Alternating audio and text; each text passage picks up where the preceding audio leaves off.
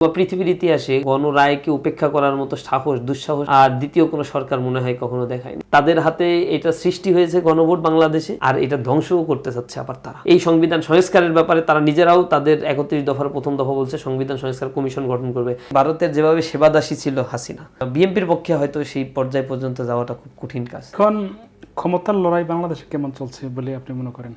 ক্ষমতার লড়াই তো এখানে একদল তো ক্ষমতায় চলে গিয়েছে এবং তারা রাষ্ট্র পরিচালনার ক্ষেত্রে প্রাথমিক পর্যায়ে সংসদ অধিবেশনে বিভিন্ন ধরনের বিল উত্থাপন করা হচ্ছে, পাশ হচ্ছে এবং জনগুরুত্বপূর্ণ যে বিলগুলো ছিল,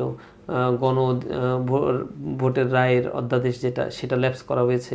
এটা জনগণ ভোট দিয়েছে। বাংলাদেশের ইতিহাসে এই ঘটনাগুলো ঘটে নাই, অথবা পৃথিবীর ইতিহাসে গণরায়কে উপেক্ষা করার মতো সাহস দুঃসাহস আর দ্বিতীয় কোনো সরকার মনে হয় কখনো দেখায়নি। জনগণের মধ্যে এই নিয়ে ব্যাপক উষ্মা রয়েছে এবং এর বিস্ফোরণটা যে কোনো সময় ঘটতে পারে। আমরা দেখেছি বাংলাদেশে বিএনপির জন্মটা হয়েছে কোথা থেকে?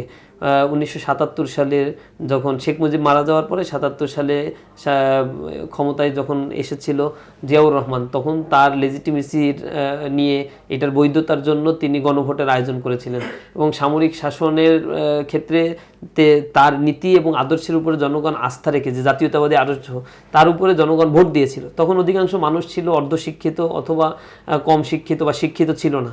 এই মানুষগুলো তখন জিয়াউর রহমানের আদর্শ, নীতি, নৈতিকতা এইসব কিছুই জানতো না, কিন্তু গণভোটে 98% রায় সেখানে দিয়েছে। তো দ্বিতীয় পর্যায়ে গিয়ে যখন 91 সালে স্বৈর শাসনের পতন ঘটলো, রাষ্ট্রপতি শাসন থেকে আবার জেনারেল সংসদীয় ফরম্যাটে চলে আসবে, তখন দ্বাদশ সংশোধনী আনার পরে ওইখানে গণভোট আয়োজন করা হয়েছিল। সেখানে মূল কথা ছিল এটা যে রাষ্ট্রপতি শাসন থেকে প্রধানমন্ত্রী বা সংসদীয় পদ্ধতিতে কনভার্ট হওয়া। সেখানে জনগণ গণরায় দিয়েছিল, সেই রায়গুলো বাস্তবায়ন হয়েছে। এরশাদের সময়ে গণভোটের আয়োজন করা হয়েছিল। সেই ধারাবাহিকতায় গণভোটের এই আয়োজনের ব্যাপারগুলো 2011 সালে আওয়ামী ফ্যাসিবাদ এটা বিলুপ্ত করে দিয়েছিল।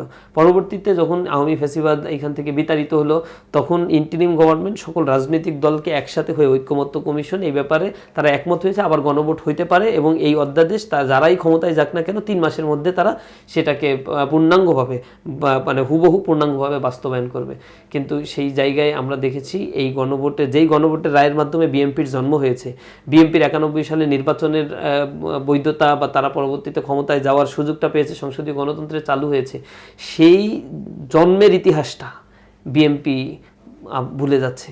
তাদের হাতে এটা সৃষ্টি হয়েছে গণভোট বাংলাদেশে, আর এটা ধ্বংসও করতে চাচ্ছে আবার তারা। এরা আত্মঘাতী একটা সিদ্ধান্ত বিএনপি নিতে যাচ্ছে এবং এই আত্মঘাতী সিদ্ধান্তের কারণে তাদের চড়া মাশুল দিতে হবে।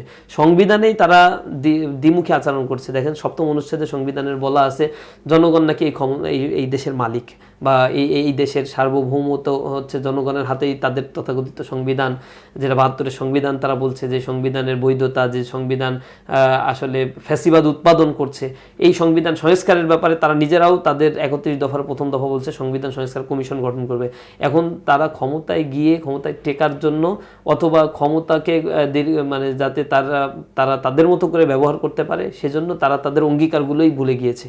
তো এই জায়গা থেকে বিএনপি হয়তো মনে করছে সাময়িকভাবে তারা কিছু ফায়দা নিতে পারছে, কিন্তু জনগণ অপেক্ষা করে, সঠিক পথে আসার জন্য সময় দেয়।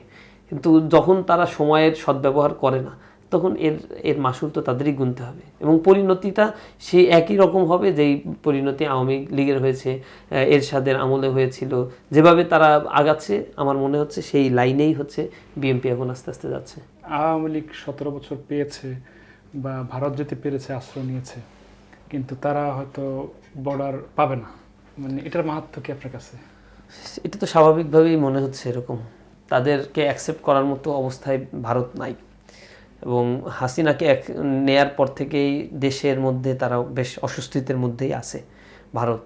এখন ভারতের যেভাবে সেবাদাসী ছিল হাসিনা, যেভাবে ভারতের সকল পারপাস, সেটা শিক্ষাক্ষেত্রে হোক, সাংস্কৃতিক ক্ষেত্রে হোক, রাজনৈতিক ক্ষেত্রে হোক, কূটনৈতিক যে কোনো তৎপরতার ক্ষেত্রে হোক, ভারতের যেভাবে সেবাদাসী হিসেবে কাজ করছে, বিএনপির পক্ষে হয়তো সেই পর্যায় পর্যন্ত যাওয়াটা খুব কঠিন কাজ।